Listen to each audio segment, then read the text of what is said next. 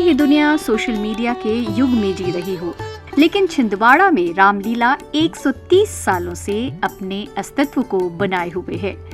हम बात कर रहे हैं मध्य प्रदेश की सबसे पुरानी रामलीला मंडल की, जो लगातार अपनी परंपरा को निभाता आ रहा है। लालटेन की रोशनी में शुरू हुई रामलीला 2021 में 133वें साल में आधुनिक तकनीकों के साथ प्रवेश कर चुकी है। समय बदलने के साथ कई बदलाव किए, लेकिन संस्कार और परंपरा प्राचीन तौर तरीके वाली ही है। मैं रामलीला में मंडल में पिछले 18 वर्ष से जुड़ा हुआ हूँ और मैं दशरथ की भूमिका निभाता हूँ और आज मैं नकटी सूर्पनखा के रोल में हूँ। 1889 से लगातार रामलीला चल रही है और ये रामलीला का 133वां वर्ष है। इसमें 5 साल से लेकर 75 वर्ष तक के कार्यकर्ता इसमें काम करते हैं, जो निस्वार्थ भाव से लगभग 50 दिनों की मेहनत से हम इस मंडल को सजोते हैं और नई लाइटिंग और एलईडी के साथ हम इस वर्ष पब्लिक के बीच में आए हैं, जो कि सोशल मीडिया के युग में बहुत चुनौती होती है रामलीला मंडल के लिए, और भीड़ को इकट्ठा करना रामलीला मंडल के लिए चुनौती थी, जिसे रामलीला मंडल ने स्वीकार किया। और आज आप देख रहे हैं कि पूरा सदन यूट्यूब, फेसबुक के माध्यम से 19 देशों में हमारी रामलीला देखी जा रही है। ये हमारे लिए गौरव का विषय है।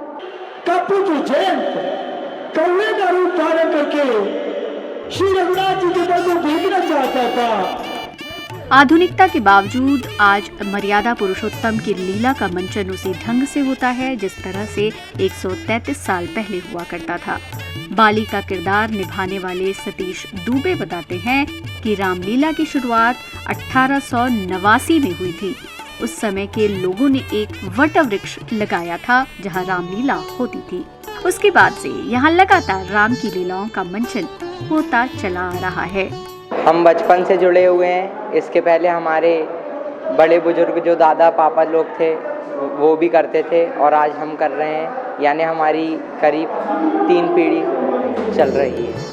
जानकार बताते हैं कि रामलीला लालटेन की रोशनी में शुरू हुई।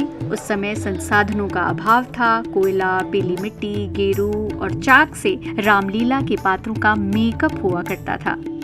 समय बीतता गया और रामलीला की कार्यशैली में भी आधुनिकता आती गई। आज जिले में 3D इफेक्ट के साथ रामलीला होती है। जिले की यह रामलीला नहीं, मध्य प्रदेश की एकमात्र ऐतिहासिक संस्था सार्वजनिक रामलीला मंडल वर्तमान में अपना 133वां सोपान संपन्न करने जा रहा है और यह 133 वर्षों की अनवरत यात्रा, यह हमारे बुजुर्गों के लगाया हुआ एक वटवृक्ष है, जो आज विशाल वटवृक्ष के रूप में हमारे सामने यहाँ उपस्थित है। इस बिंदु से सिंधु तक की यात्रा में हमारे बुजुर्गों का त्याग और तपस्या बलिदान जुड़ी हुई है। रामलीला मंडल के लिए करीब 400 लोगों की टीम काम करती है। 1 महीने पहले ही लोग अपने अपने काम में लग जाते हैं और तैयारियां शुरू कर देते हैं। कलाकारों की ये मेहनत मंच पर भी दिखती है। रामलीला में काम करने वाले सभी लोग किसी न किसी नौकरी या व्यवसाय से जुड़े हैं, लेकिन अपनी परंपरा के चलते लगातार इसके लिए काम करते आ रहे हैं। एक समय था जब हमारे बुजुर्ग लालटेन और मेट्रोपैक्स की रोशनी में रामलीला का मंचन किया करते थे।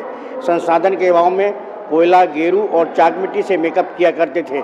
आज हमारा यह मंडल परिवार 1 नहीं, 2 नहीं, 3 पीढ़ी का संगम आज हमारे मंडल परिवार में दिखने को मिलेगा। यही कारण है कि आज मंडल परिवार में 5 वर्ष से लेके 75 वर्ष तक के कलाकार मौजूद हैं और आज हमारे मंडल परिवार में करीबन 400 लोगों का परिवार है। आज साइबर के इस युग में, प्रिंट मीडिया के इस युग में, साइबर के इस युग में मंडल के सामने एक चुनौती है। दर्शकों को घर से निकाल करके रंगमंच तक लाना एक बड़ी चुनौती है और इस चुनौती को स्वीकार करते हुए रामलीला मंडल सफलता और कुशलता के साथ में मर्यादा पुरुषोत्तम भगवान श्री राम की लीलाओं का मंचन कर रहा है। मंडल के द्वारा अथक प्रयासों से ऐसे प्रसंग जिन्हें हम पर्दे के माध्यम से दर्शकों तक नहीं पहुंचाते, उन दृश्यों का, उन प्रसंगों का मंडल के द्वारा शूटिंग की गई और एलईडी के माध्यम से, फिल्मराइजेशन के माध्यम से दर्शकों तक भगवान की रामलीला यह प्रदर्शित की जा रही है।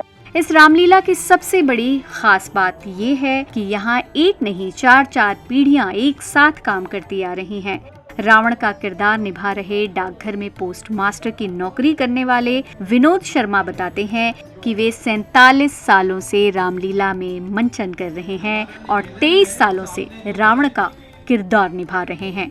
उनकी खुद की 3री पीढ़ी भी अब रामलीला में मंचन कर रही है। छिंदवाड़ा से महेंद्र राय की रिपोर्ट, ईटीवी भारत के लिए।